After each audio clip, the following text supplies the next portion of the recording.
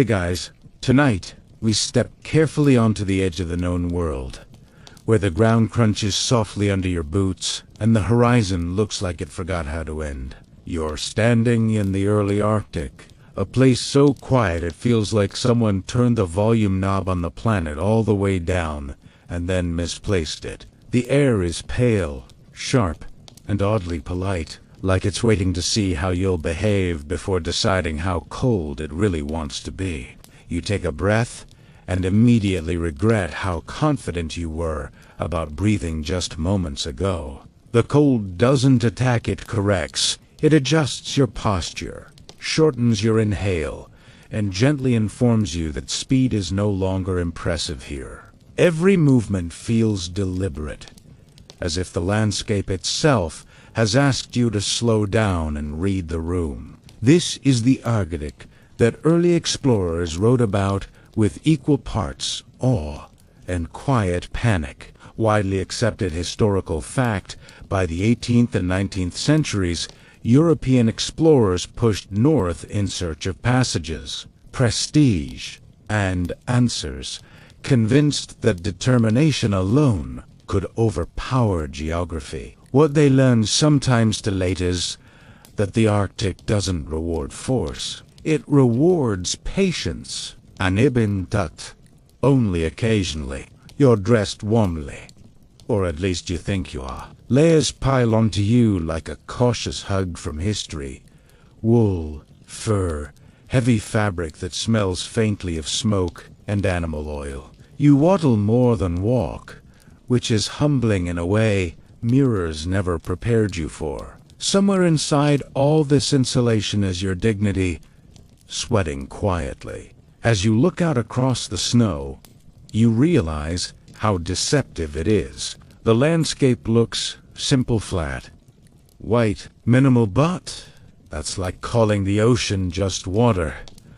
Snow here is textured, layered, alive with information. Early Arctic travelers learned to read it the way sailors read waves. A slight ridge might mean wind direction.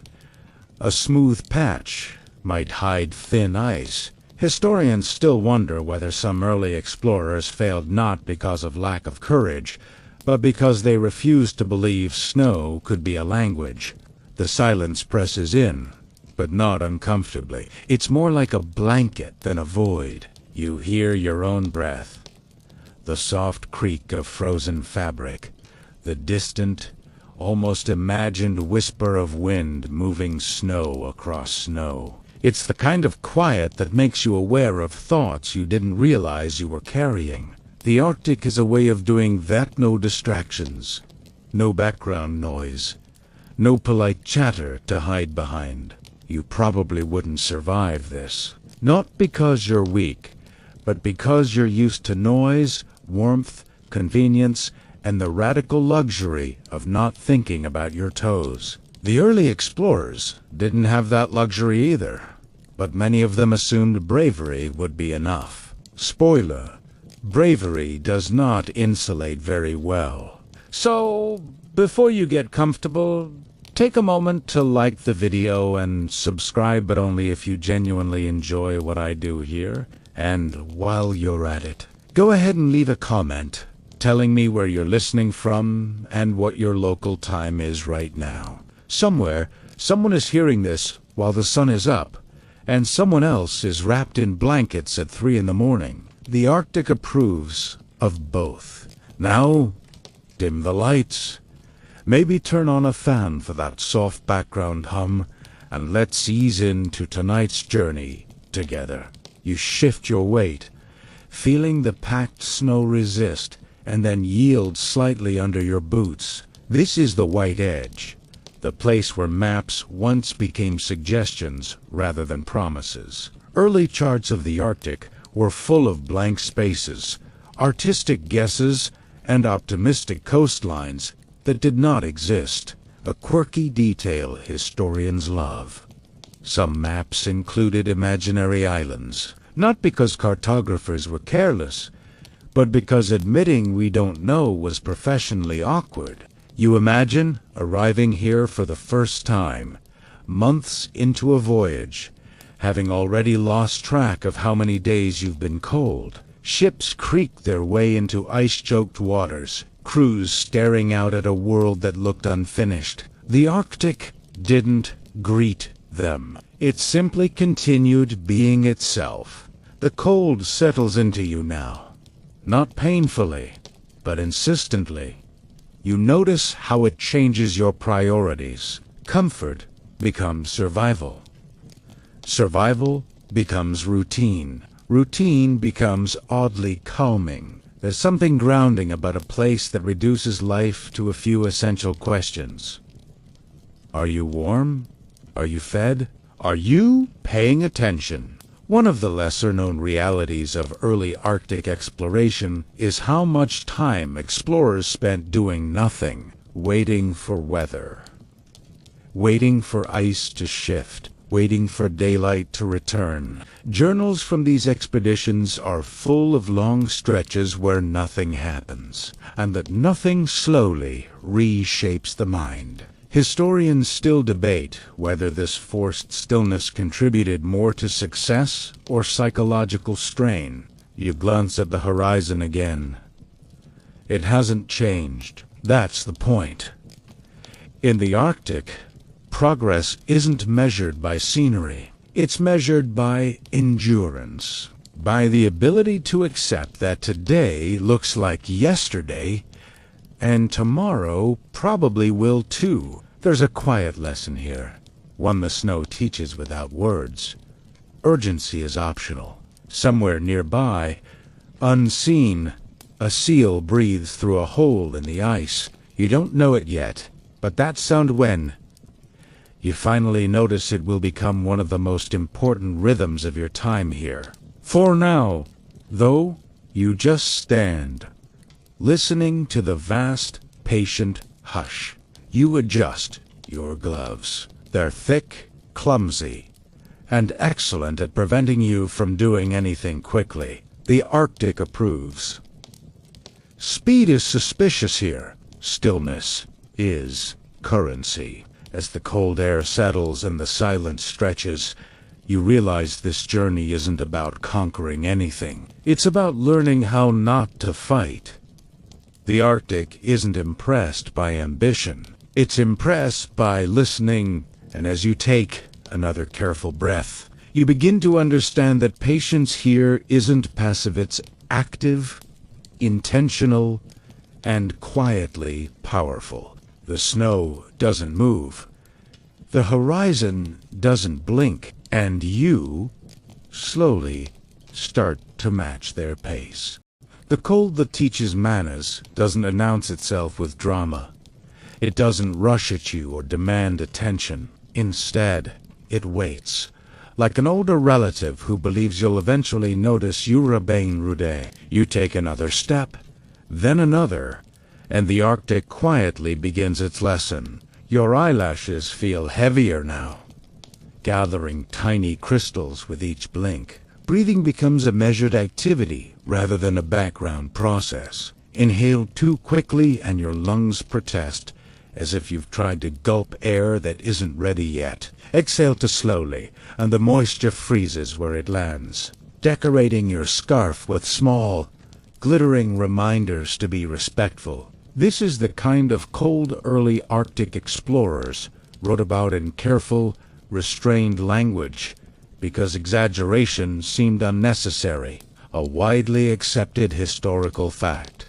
Temperatures during many 19th century Arctic expeditions regularly dropped below -30 degrees Celsius, and sometimes far lower, without any dramatic weather event to mark the occasion. It was just Tuesday. You learned quickly that bravado has no insulation value. Grand gestures, waste heat, sharp movements burn energy. Even irritation feels expensive. The cold encourages efficiency, not enthusiasm. If you've ever been told to mind your manners, this is the climate equivalent. The Arctic doesn't scold. It simply lets consequences arrive on schedule. You try adjusting your scarf with your gloves on, and immediately understand why early explorers complained endlessly about buttons. Fingers become suggestions rather than tools. Dexterity turns theoretical. There's a quiet humor in watching yourself struggle with simple tasks, like tying a knot that now feels as complex as advanced mathematics. One explorer once described the act of fastening a coat as a prolonged negotiation. You're not in agreement. The cold also changes how you think about time. Movements slowed down, not out of laziness, but out of strategy. Rush, and you sweat. Sweat, and you freeze. Freeze, and the Arctic patiently waits for you to learn the sequence properly. Historians still wonder whether the greatest challenge of Arctic travel was physical endurance or mental discipline, the ability to act slowly even when everything in you wants to hurry. You become acutely aware of your body, not in a Jamira way, but in a survival inventory way. Toes, present, but distant. Nose, functional, but complaining. Ears, quietly plotting rebellion. Early Arctic journals are full of oddly intimate body observations. Explorers noting sensations with the precision of poets who have nothing else to do. A lesson on detail. Some explorers grew oddly fond of the cold, or at least claimed to. After weeks of exposure, milder temperatures felt almost offensive, like a personal betrayal. There are accounts of men refusing to remove layers indoors because warmth felt unfamiliar, even suspicious. Comfort, it turns out, is also a habit. The cold teaches you to listen to materials. Wood cracks differently. Metal bites back when touched barehanded, sticking to skin with an enthusiasm that feels personal. Fabric stiffens, no longer draping, but holding its shape like it's been politely frozen. You treat every object with a little more care now, aware that nothing here is neutral. There's a strange intimacy in this. The cold doesn't allow you to drift off mentally. It keeps you present, anchored in sensation. Even your thoughts feel sharper, trimmed down to essentials. You're not pondering life's big questions. You're pondering whether your left sock is warmer than your right, and what that might mean for the future. Early explorers often underestimated this aspect of the Arctic. They packed food, tools, and optimism, but failed to account for how relentless cold reshapes decisions. Some historians debate whether certain tragic outcomes were the result of poor planning or simply cold-induced It's hard to think clearly when your eyelashes are frozen together. You shift your stance, redistributing weight carefully. Standing still too long invites stiffness. Moving too much invites sweat. The balance becomes a quiet dance, one learned through trial, error, and mild self-mockery. You will imagine the early explorers doing the same, muttering to themselves in half-frozen beards, negotiating with their own batties. The cold also enforces humility. No one looks impressive here. Everyone hunches slightly. Everyone squints. Everyone moves with the cautious grace of someone aware that the ground is not impressed. Uniforms, ranks, titles all disappear under layers of fur and frost. The Arctic levels the social field with remarkable efficiency. You find yourself smiling, just a little, at the absurdity of it all. Humans traveling to the coldest places on Earth in search of shortcuts and glory, only to be taught patience by frozen air. It's funny in a quiet way. The kind of humor that doesn't need laughter, just acknowledgement.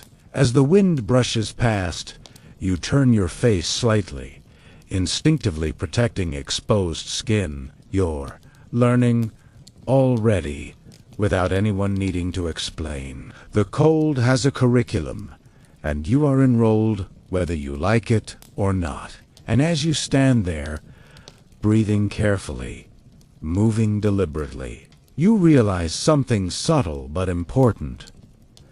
The Arctic isn't trying to defeat you. It's trying to slow you down enough to survive.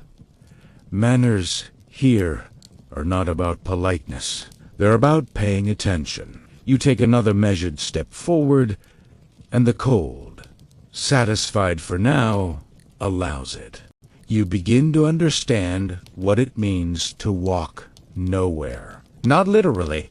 Of course, you are moving, your legs dutifully lifting and placing each step, but visually, experientially, nothing seems to change. The horizon stays exactly where it was, like a stubborn thought you can't quite finish. Snow in front of you looks identical to snow behind you, and snow to the left and right appears to be participating in the same quiet conspiracy. Early Arctic explorers wrote about this with a mix of fascination and mild despair. A widely accepted historical fact, long sledging journeys across sea ice or tundra often covered immense distances with almost no visible landmarks. Progress was measured not by scenery, but by exhaustion, rations, and the slow wearing down of boots. You now understand why some journals read like philosophical essays interrupted by weather reports. You lift your foot, place it down, repeat. The rhythm becomes meditative.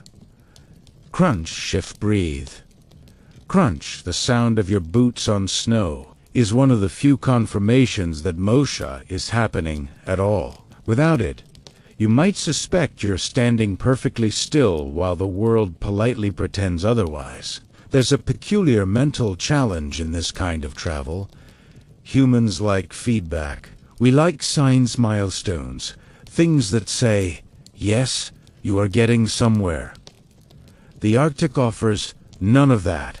It demands trust, trust in maps, trust in memory, trust in the idea that effort eventually accumulates, even when it doesn't feel like Italiano. A lesser-known detail. Some early explorers reported feeling as though the ground itself was moving backward beneath them, an illusion brought on by endless repetition and visual sameness. Others claimed the horizon seemed to follow them, maintaining a fixed distance no matter how long they walked. Historians still wonder how much of this was psychological strain, and how much was the Arctic quietly playing tricks on tired minds. You adjust your pace, settling into something sustainable. Sprinting would be pointless. Lingering would be dangerous. So you find the middle ground, the tempo that could theoretically last all day, and maybe tomorrow too. This is not heroic walking. This is practical walking, the kind no one writes poems about, except, oddly enough, the people who had to do it. The snow underfoot varies subtly, and you learn to feel those differences through your boots. Sulfur patches suggest deeper drifts. Harder crust hints at windswept ice. Your body becomes a sensor array, gathering information without conscious thought. Early Arctic travelers developed this skill out of necessity, long before anyone called it situational awareness.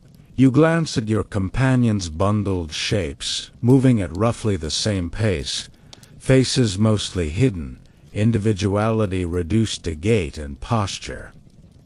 It's strangely comforting. No one expects conversation.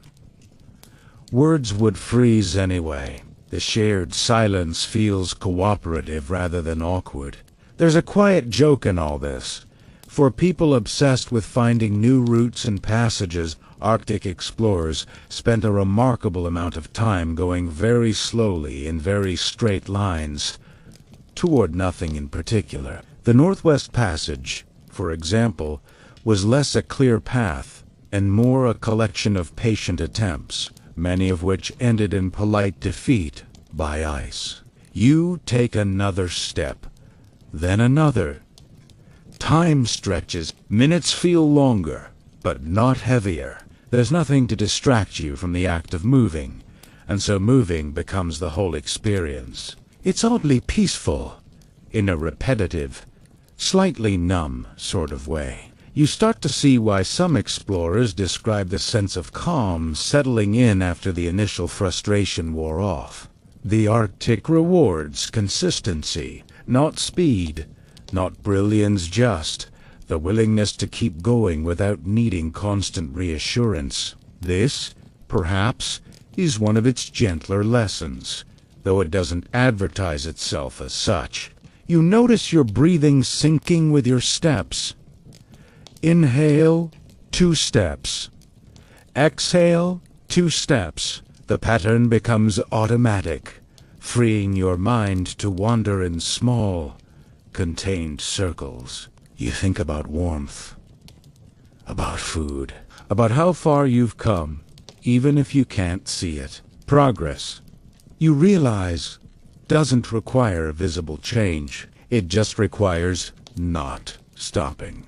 Some historians debate whether this mental adjustment, accepting sameness without despair, was the true mark of a successful Arctic explorer. Equipment mattered, planning mattered, but mindset may have mattered more. Those who expected novelty were disappointed. Those who accepted monotony survived. You paused briefly, just long enough to rest without cooling too much. The horizon remains unimpressed. That's fine. You don't need its approval.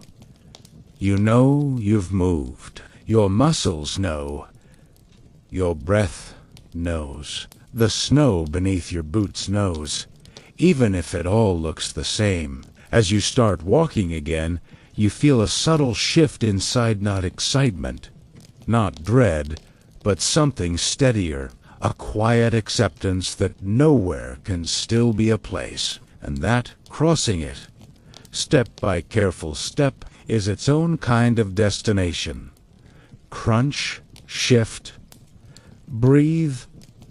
The Arctic allows you to continue, at some point without ceremony or announcement, to stop thinking of snow as the problem and begin considering it as a resource. This shift feels small, almost accidental, but it changes everything. Snow is no longer just the thing beneath your boots or blowing politely into your face. It becomes material. Possibility? Architecture? Even you kneel carefully, testing the surface with gloved hands. The snow here is packed, layered by wind and time, dense enough to hold shape when cut. Early Arctic explorers, especially those who listened closely to Inuit guidance, learned this lesson quickly. A widely accepted historical fact: snow shelters, when properly built, can be significantly warmer inside than the surrounding air, sometimes by tens of degrees. It sounds counterintuitive, but the Arctic has always enjoyed humbling assumptions. You begin shaping blocks, each one lifted with care, placed deliberately. There's a rhythm to it: cut, lift, set, adjust. That feels almost domestic. The structure rises slowly, curving inward. A dome that looks fragile, but isn't. Snow insulates by trapping air, and air, when it's not rushing past you at insulting speeds, is surprisingly cooperative. A lesser-known detail: many European explorers initially dismissed snow shelters as primitive or temporary, preferring tents or wooden structures shipped from thousands of miles away. These imported comforts often failed spectacularly, while snow, inconveniently abundant, performed exactly as needed. Historians still debate how much early expedition hardship could have been avoided with less pride and more snow. Inside the shelter, the light changes. It filters through the walls, soft and blue like being inside a frozen lantern. Sound dampens. The wind becomes a suggestion rather than a threat. You crouch, then sit, feeling the strange relief of enclosure. It's not spacious, but it's safe. And safety here feels luxurious. You notice how quickly your body adjusts. The frantic edge dulls. Muscles unclench slightly. Breathing deepens. Snow. It turns out, doesn't care if you respect it, but it rewards those who work with it. There's a quiet joke in realizing that the thing you've been trudging over for days is now your roof. Early Arctic travelers wrote about this moment with something close to gratitude. After hours of exposure, a snow shelter felt miraculous, even elegant. One explorer described it as a room shaped by patience, which feels accurate. There's nothing rushed about this kind of construction. Haste produces collapse. Care produces warmth. You run a gloved hand along the interior wall. It's smooth, slightly glossy from the warmth inside, beginning to soften the surface. You know not to touch it with bearskin. Metal taught you that lesson already. But the urge is there. The human need to confirm reality through texture. The shelter smells faintly of snow, which is to say, it barely smells at all. Clean, neutral, honest, compared to the cramped, oil-scented quarters of ships or tents. This feels almost refreshing. Snow doesn't hold grudges. It doesn't remember mistakes for long. It hosts, resets waiting to be shaped again. There's humor here too, if you let yourself notice it. You've traveled to one of the most hostile environments on Earth and ended up living inside a pile of frozen water. If you explain this to someone back home, they'd probably suggest staying indoors. Early explorers, one suspects, would have agreed if indoors had been an option. Usetule. In careful to keep movements minimal. Inside a snow shelter, small actions matter. Too much heat melts the walls. Too little, and cold creeps back in. It's a balance. Like everything else here, the Arctic seems fond of balance, even if it enforces it with frost. Some historians wonder whether the psychological comfort of snow shelters was as important as their physical warmth. Being enclosed, protected, even temporarily, gave explorers a sense of control in a landscape that offered very little. Control, it turns out, is a powerful insulator. You listen to the muffled wind outside, now distant and manageable.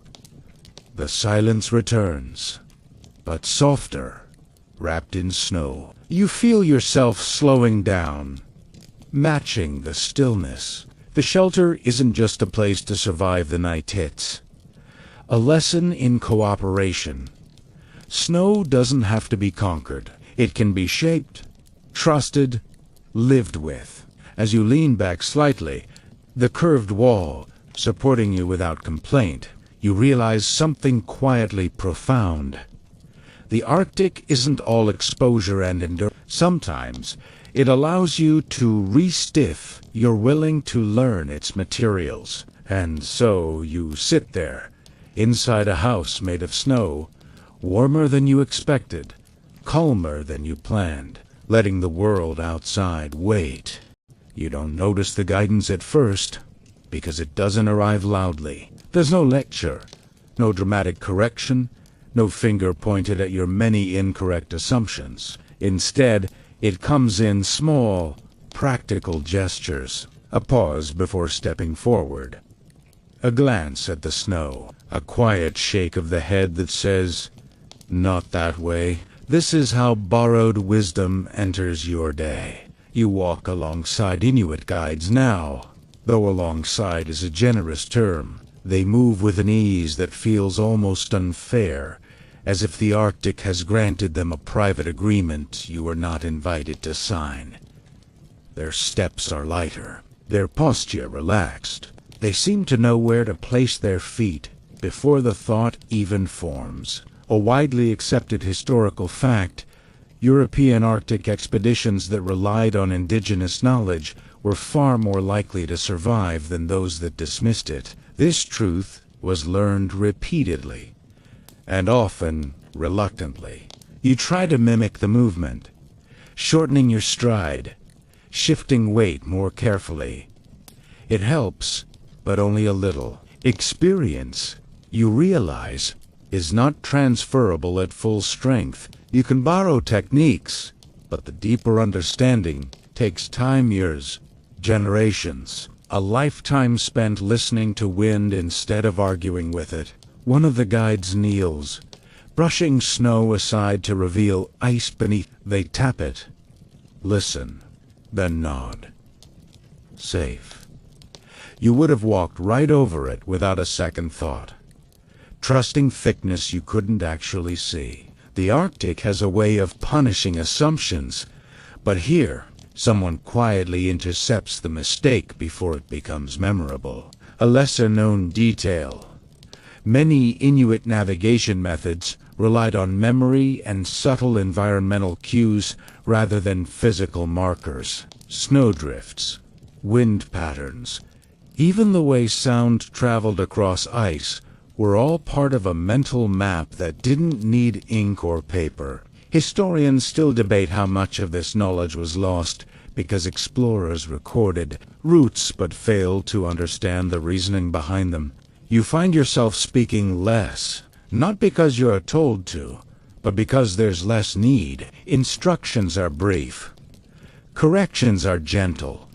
Silence does most of the work. It's humbling, in a way that feels healthy rather than humiliating. You begin to understand that survival here isn't about proving anything. It's about adapting without complaint. There's a quiet humor in watching yourself unlearn habits. You reach instinctively for speed, for efficiency, for shortcuts, and each time you're subtly redirected. The Arctic doesn't reward cleverness unless it's patient. The guides know this. They don't rush, because there's nothing to outrun. At one point, you stop to rest, and without discussion, everyone arranges themselves to block the wind. Boadies become barriers. The group shifts slightly until the cold eases just enough. No one announces it. No one takes credit. This, too, is knowledge social, cooperative, unspoken. Early European explorers often misunderstood this dynamic. Used to rigid hierarchies and formal commands, they struggled with guidance that looked casual but was deeply precise. Some dismissed it as intuition or luck. Others, wiser or simply more tired, learned to follow. Historians still wonder how many expeditions failed because listening felt like surrender. You adjust your pack straps as shown, redistributing weight so it doesn't pull you backward. It's a small change, but immediately noticeable. Your shoulders relax, your balance improves. You feel slightly foolish for not thinking of it sooner, but also grateful. Pride, your learning, is heavy. It burns calories. It has no place here. There's laughter at one point. A breathy sound when someone slips just enough to remind everyone that ice does not care about reputation. The moment passes quickly, absorbed by the snow. Humor here is practical. It releases tension. Ten mobus on. As you continue, you realize the Arctic isn't teaching you directly. It's teaching through people who already know how to listen to it. Borrowed wisdom, you think, is still wisdom if you're willing to carry it properly. You walk on, quieter now, more observant. Each step feels a little more intentional, a little less argumentative. The guides move ahead, unhurried, and for the first time, you don't you feel included. The snow crunches softly. The wind shifts, and without fanfare, you learn something important. Sometimes survival isn't about leading or conquering or discovering. Sometimes it's about following well. You first notice the seals because of the breathing. Not the animals themselves, those remain politely invisible, but the sound. A soft, rhythmic exhale rising through a narrow hole in the ice. It's almost meditative, like the Arctic itself, pausing to remind you that life continues beneath all this frozen stillness. You kneel slowly, joints complaining just enough to be heard, and wait. This is not active waiting. There is no scanning, no shifting, no restless checking of imaginary watchers. This is the kind of waiting that asks everything else to stop. Early Arctic hunters understood this deeply, a widely accepted historical fact. Seal hunting in polar regions often required hunters to remain motionless for hours beside breathing holes, matching their patience to the animal's rhythm rather than imposing their own. You settle in. Elbows tucked, posture careful. The ice beneath you is solid, but you've learned not to take that personally. Your breath fogs briefly, then fades. You focus on stillness, not the absence of movement, but the discipline of restraint. Every muscle wants to adjust. Every thought wants to wander. You gently decline both invitations. The seals, you're told, are excellent timekeepers. They surface regularly, predictably, but not on any schedule you could set your watch by. They operate on a rhythm shaped by instinct, pressure, and cold water that would politely end you in minutes. You wait for that rhythm to align with yours. A lesser-known detail. Experienced hunters could often tell which seal would surface next based on subtle differences in breathing. Sounds slower, faster, deeper. Historians still wonder how much of this was learned skill and how much was intuition honed by years of listening. Either way, it required a level of attention that modern distractions would find deeply offensive. Your legs begin to numb. Not painfully, just enough to be distracting. You adjust internally rather than externally, shifting focus instead of position. This is something early Arctic explorers struggled with. Accustomed to action as problem-solving, they found prolonged stillness unnerving. Journals from expeditions mention frustration, boredom, even irritation with waiting that produced no immediate result. But here, waiting is the action. You feel oddly calm. The world has reduced itself to a few essential elements: ice, breath, patience. Everything else, the miles traveled, the cold endured, the grand idea of exploration falls away. This moment asks for nothing except presence. There's a quiet humor in realizing that after all the planning, equipment, and ambition required to reach this place, success now depends on your ability to do absolutely nothing. The Arctic, it seems, enjoys irony. The breathing stops. You freeze internally, every sense sharpening without any outward movement. Seconds stretch, then, softly, it resumes. Not yet. You wait longer, your thoughts slow to match the rhythm, each one arriving, then drifting off before it can demand attention. Some historians debate whether Arctic survival hinged more on mastering the environment or mastering oneself. Watching seals breathe through ice suggests an answer. The environment isn't impressed by effort, it responds to alignment. When the moment finally comes, it's almost anticlimactic. A shift in sound, a presence just beneath the surface, life brushing close to the frozen edge. Whether the hunt succeeds or not feels secondary in this telling. What matters is the lesson delivered with quiet authority. Stillness is not empty. It's full of timing. You eventually rise, muscles stiff, circulation returning with polite protests. The cold greets you again. But it feels different now.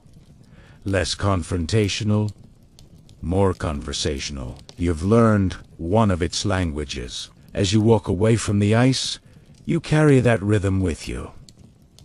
The Arctic doesn't rush. The seals don't rush. And slowly, neither do you. You notice the clothing before you really understand it. Not the idea of Ichivave, been layered for days now, but the logic behind every awkward fold, every inconvenient bulk. Nothing here is accidental. Every stitch, every overlap, every slightly ridiculous silhouette has been argued into existence by cold that does not negotiate. You look down at yourself. Furlinda, hood framing your face like an overcommitted curtain. Sleeves that swallow your hands. Boots so wide they make you walk like you've recently learned what feet are. Vanity has left the conversation entirely, a widely accepted historical fact. Arctic clothing designed by indigenous peoples, particularly Inuit fur garments, was vastly more effective than European wool uniforms, because it managed moisture as well as heat. Warmth, it turns out, is useless if you're wet. You test this. As you move, the layers breathe just enough. Sweat escapes before it can become a problem. Air stays trapped where it's useful. The clothing works with your body instead of against it. It's not flattering, but then again, frostbite isn't either, and only one of those is permanent. A lesser-known detail. Some early European explorers initially refused to wear fur clothing because they found it undignified, unmilitary, or uncivilized. Historians still debate how much of this resistance was cultural prejudice and how much was simple stubbornness. Either way, the Arctic responded with its usual neutrality. You shift your shoulders, adjusting the weight. The garments creak softly, leather and hide responding to movement. They smell faintly of smoke, animal oil, and cold air as scent that feels oddly reassuring now. Cleanliness here isn't about fragrance. It's about function. You stop missing cotton almost immediately. There's a quiet comedy in how clothing redefines identity. You can no longer tell who is who at a distance. Everyone becomes a bundled shape, faces hidden, expressions reduced to eyes and breath. Rank disappears under layers. Authority is measured by experience rather than insignia. The Arctic, once again, edits out unnecessary details. Your gloves are thick, designed less for dexterity than for survival. Fine motor skills are a luxury item you left behind several latitudes ago. You try to pick something up and fail gracefully, which is to say, slowly and with acceptance. Early Arctic journals contain endless complaints about gloves, usually written by people who would have lost fingers without them. You feel warmer now, not just physically, but psychologically. There's comfort in knowing your clothing is competent. You trust it. Trust reduces stress.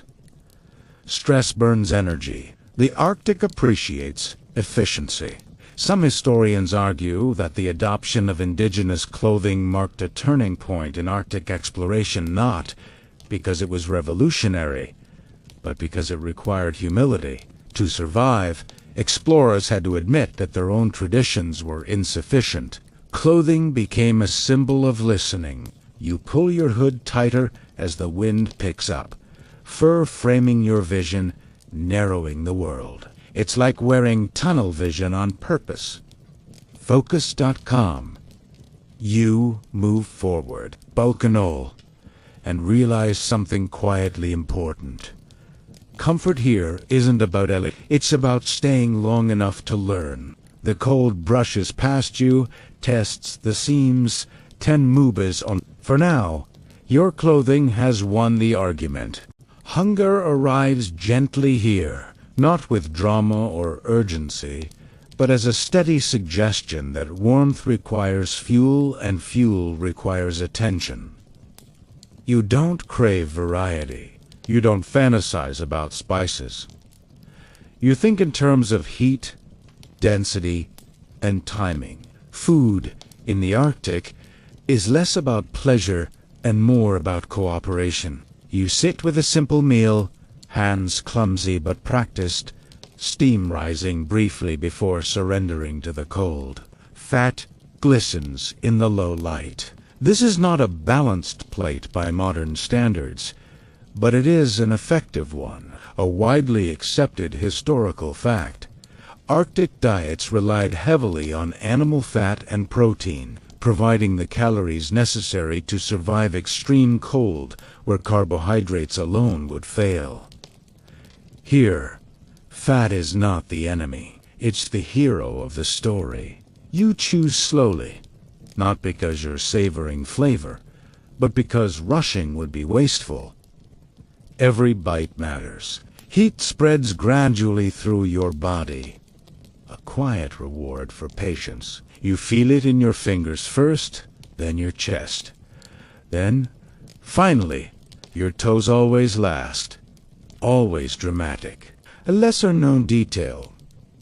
Many early European explorers initially struggled with Arctic food, finding it monotonous or unappetizing, even as it kept them alive. Some refused traditional foods altogether, clinging to imported rations that offered comfort but less effective energy. Historians still debate how much these dietary choices contributed to exhaustion and failure.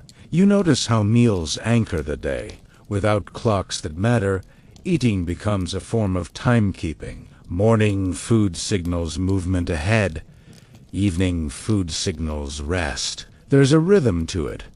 Simple and grounding. The Arctic seems fond of routines that don't ask questions. There's humor in how quickly preferences change. You remember once being picky. That version of you feels fictional now.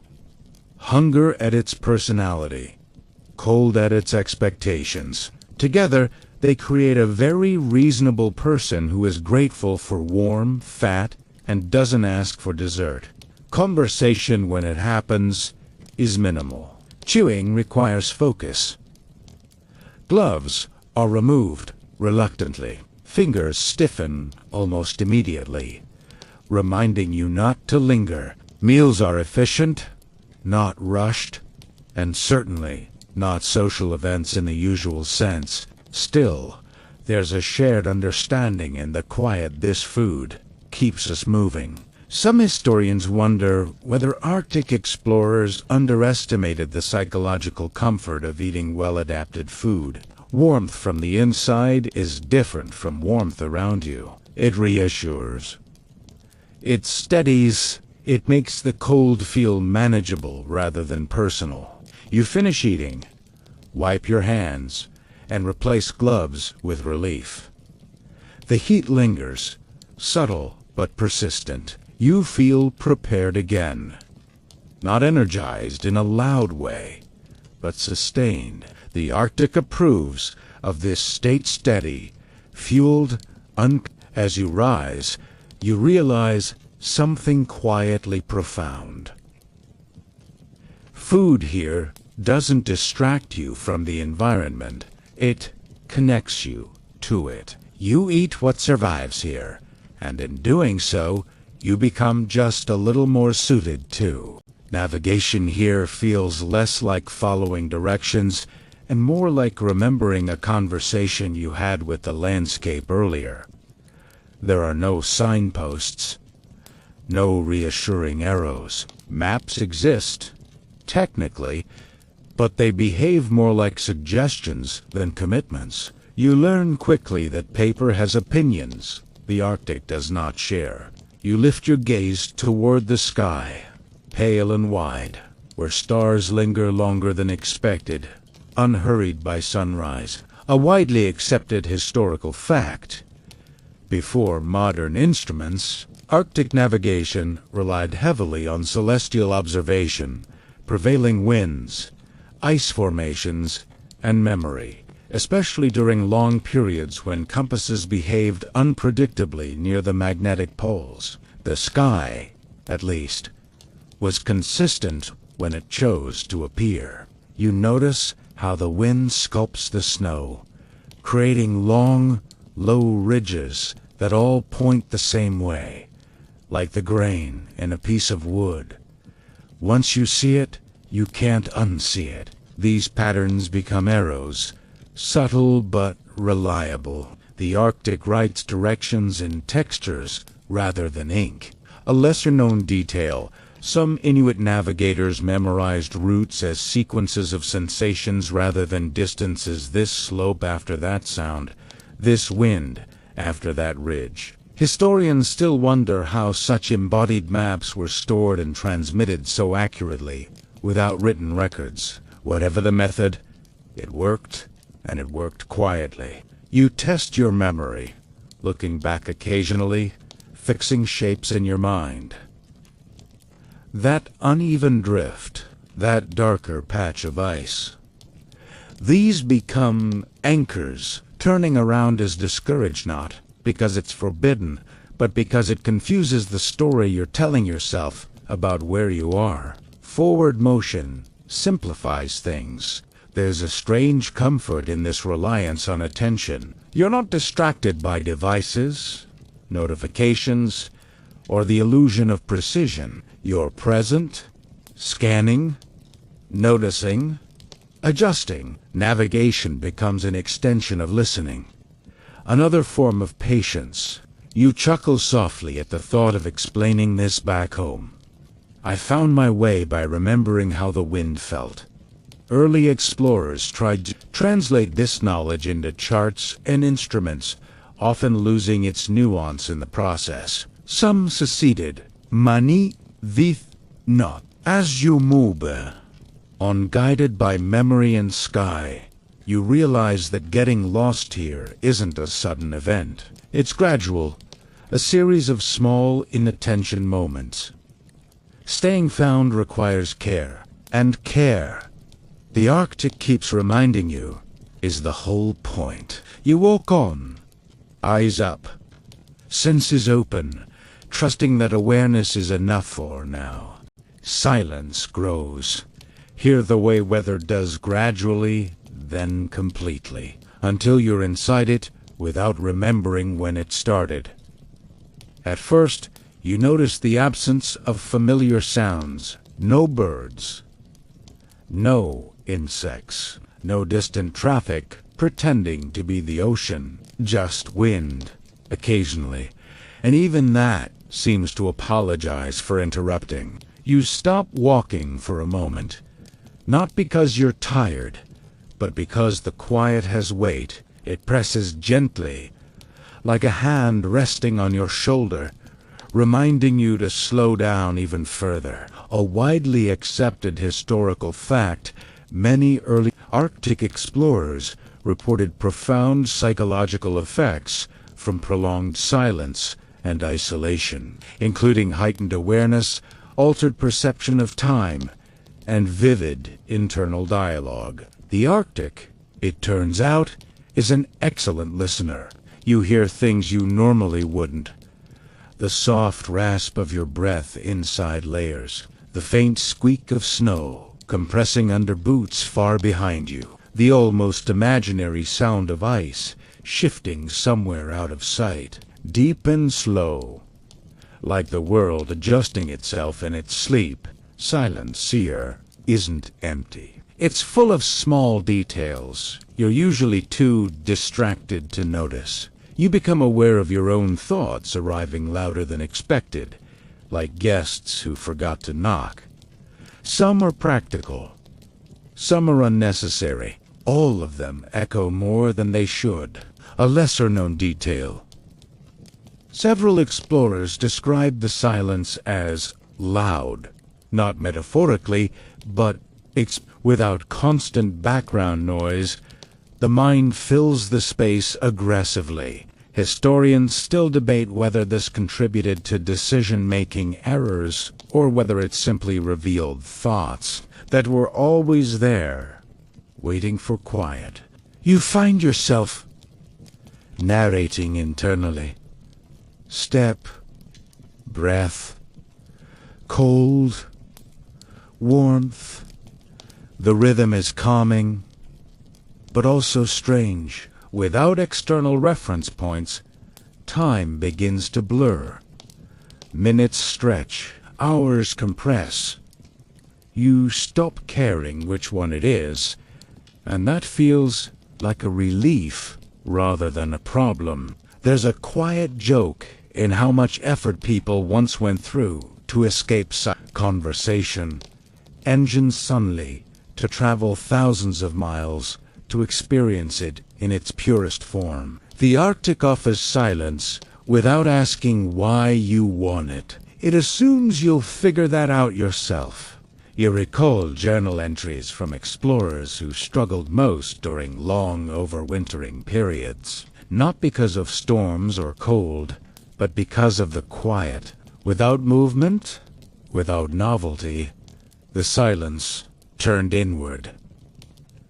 Some found peace in it. Others found restlessness. The Arctic, consistent as ever, offered both without comment. You adjust your hood slightly, the sound of fabric startlingly loud in the stillness. You freeze, amused, then relax again. Even small noises feel important here.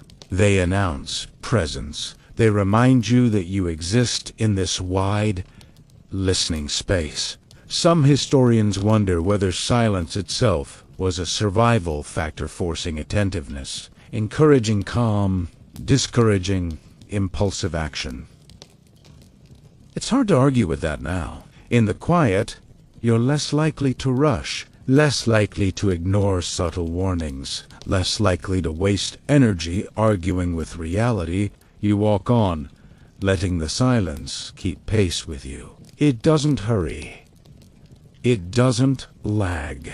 It simply accompanies, a companion that asks nothing but awareness. You find it oddly comforting, like traveling with someone who doesn't feel the need to fill every moment with conversation. As the light shifts almost imperceptibly, you realize you've stopped waiting for sound to return. The silence has stopped feeling like an absence and started feeling like a presence, one that allows thoughts to drift, tend dissolve without demanding conclusions. You breathe.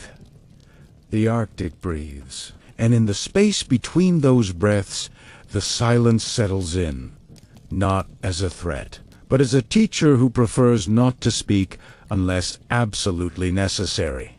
You come across the mistakes before you see them clearly. A dark line against the white, an angle that doesn't belong to snow or ice.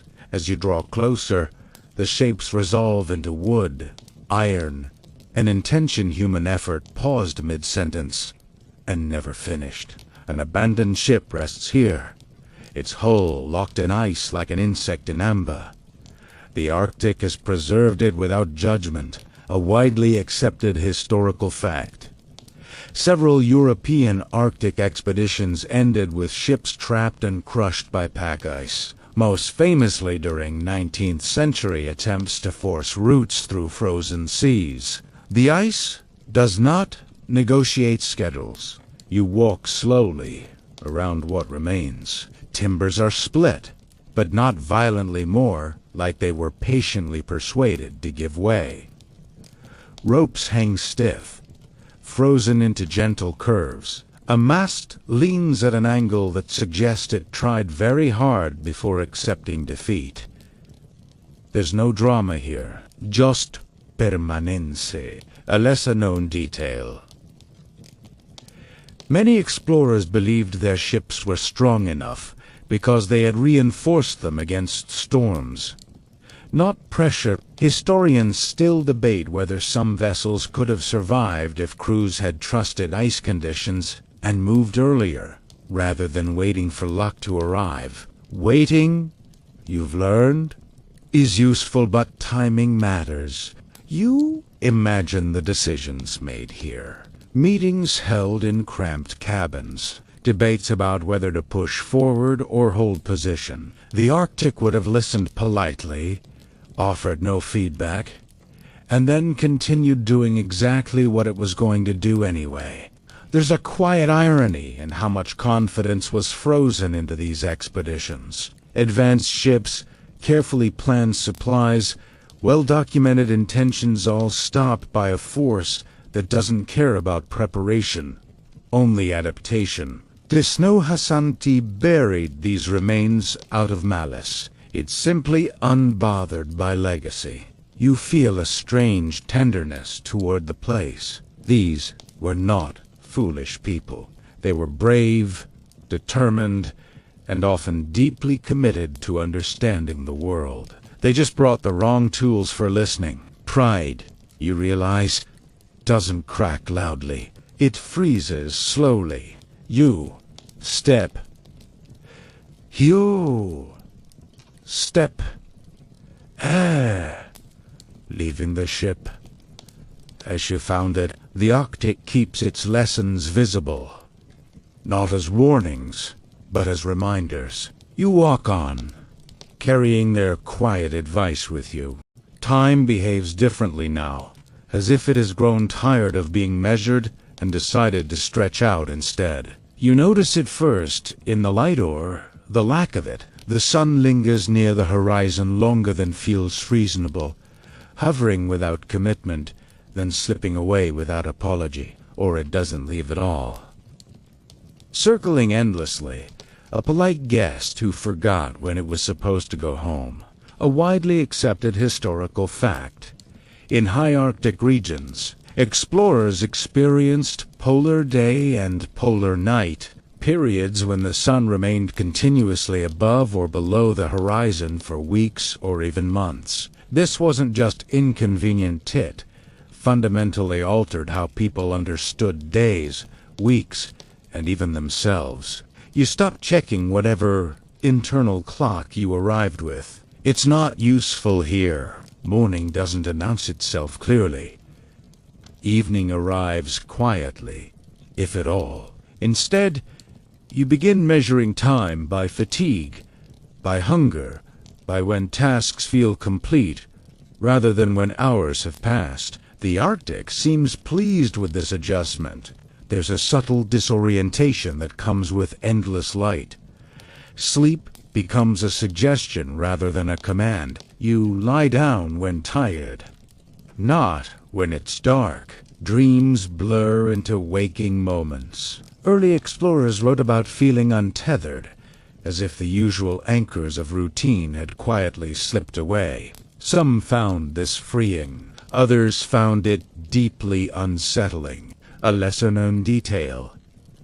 During long polar nights, many expeditions created artificial schedules, assigning days and nights to maintain morale and mental health. Historians still wonder whether these routines helped or simply reminded people of what they were missing. The Arctic, characteristically, did not comment.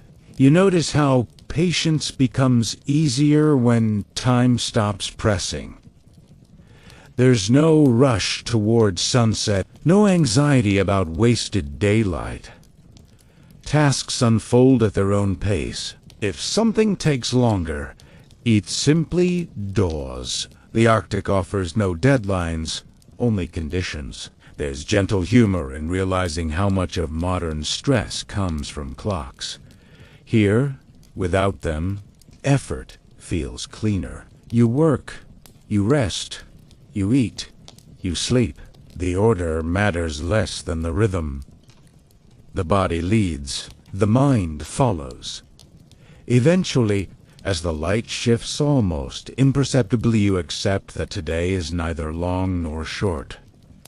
It simply is. And in that acceptance, you feel yourself settling, unhurried at last. Space becomes a shared concept rather than a personal one. Inside the tent, everything is closer than you'd prefer, but farther apart than it looks. Elbows negotiate quietly. Knees learn new boundaries. Every movement is a small social agreement, revised constantly. You sit among others, shoulders brushing through layers of fur and fabric, the air warmed by bodies and breath. A widely accepted historical fact, during long Arctic expeditions, crews often spent months confined to extremely tight quarters, especially during winter, when travel became impractical or impossible. Privacy, in the usual sense, was not on the supply list. The tent creaks softly as wind moves around it, snow pressing gently against the outer walls, like an audience that refuses to clap. Inside, the light is dim and steady, coming from a single source that everyone pretends not to stare at. Flames are watched indirectly here, respected rather than admired. There's a routine to sharing space. Items are placed carefully, so they don't migrate overnight. Tools have assigned corners. Sleeping arrangements follow unspoken rules shaped by warmth, rank, and who snores least defensively. Humor helps. So does selective hearing. A lesser-known detail, many expeditions developed strict daily rituals: cleaning, journaling, shared meals, not just for order, but to prevent small irritations from becoming large conflicts. Historians still debate whether these routines were more important for morale than for efficiency. In close quarters, emotional insulation matters as much as physical. You notice how conversations soften here. Words are chosen with care, not because people are fragile, but because friction has nowhere to go. Tension lingers in small spaces. Kindness dissipates it faster.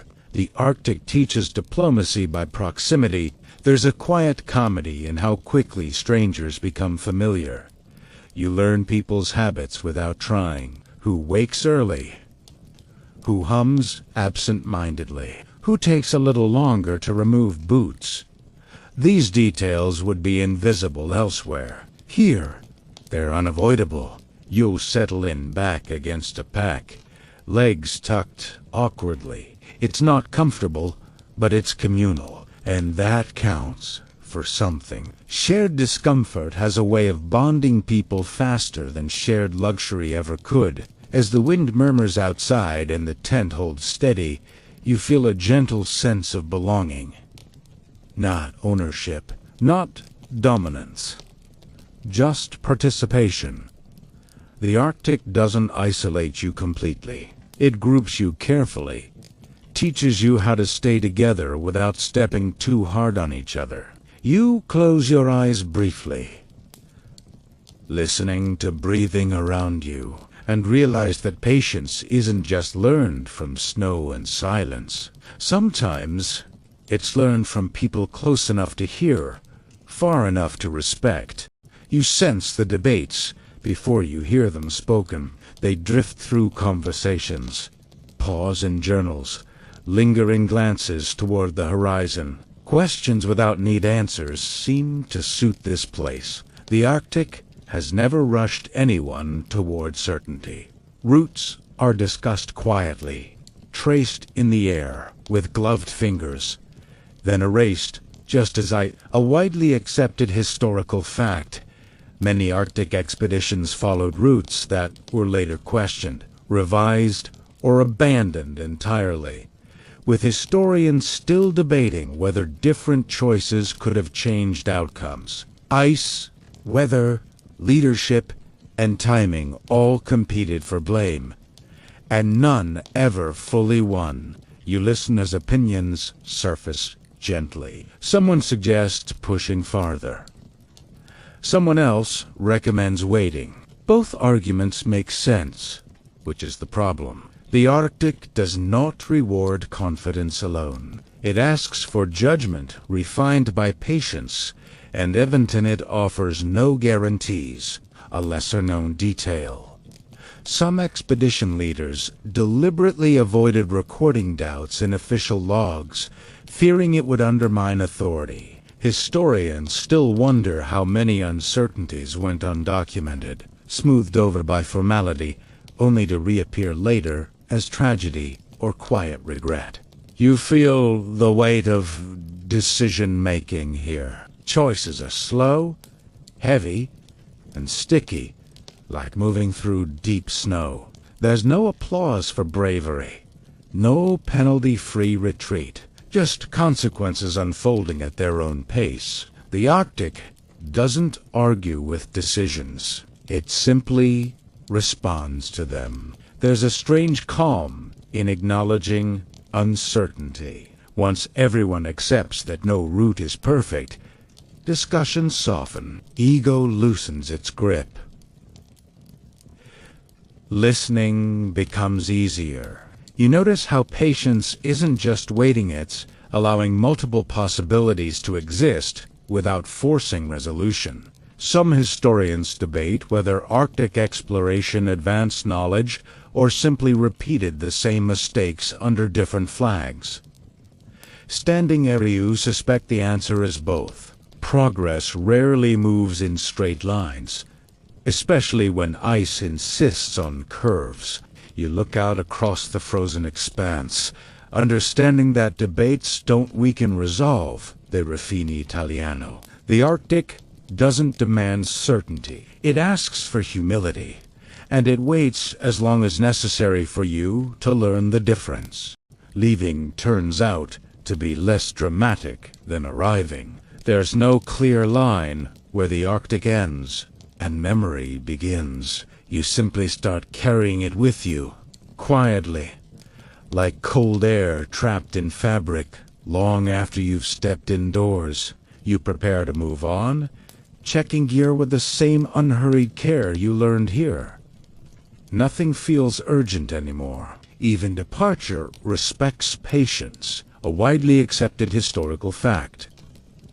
Many Arctic explorers reported that returning south felt not relieving, as if the slower rhythms of the ice had reset their sense of normal. The world beyond suddenly seemed noisy, crowded, overly eager. You take one last look across the snow. It hasn't changed, and yet it has changed you. You understand now that the Arctic never promised comfort or conquest. It offered instruction, delivered through repetition, silence, and restraint. A lesser-known detail.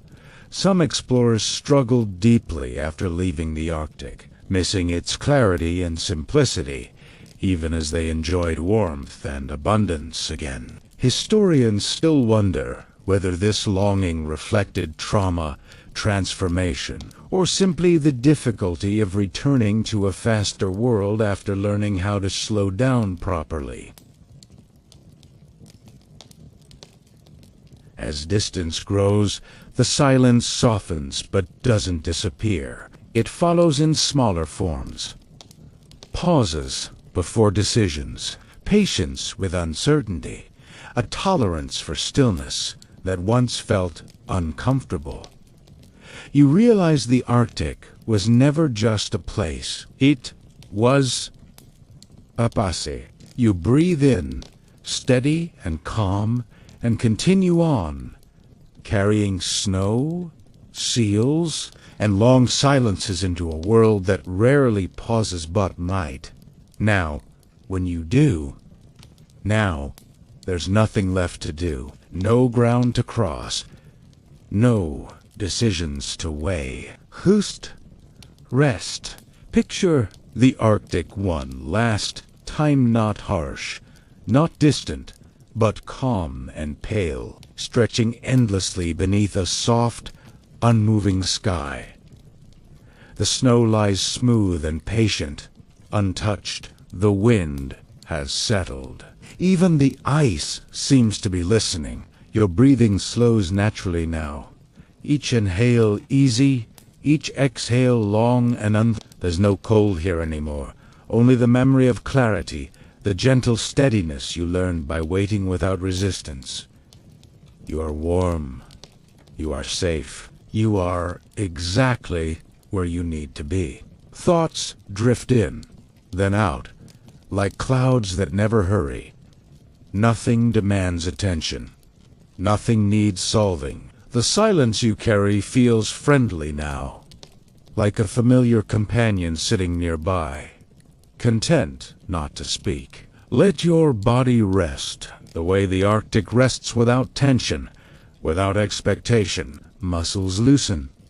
Shoulders soften. Your breath finds its own rhythm, slow and quiet, steady as snowfall. Stay here as long as you like. There's no rush to wake, no rush to move on. Just calm, spacious stillness, easing you gently toward sleep. Sweet dreams.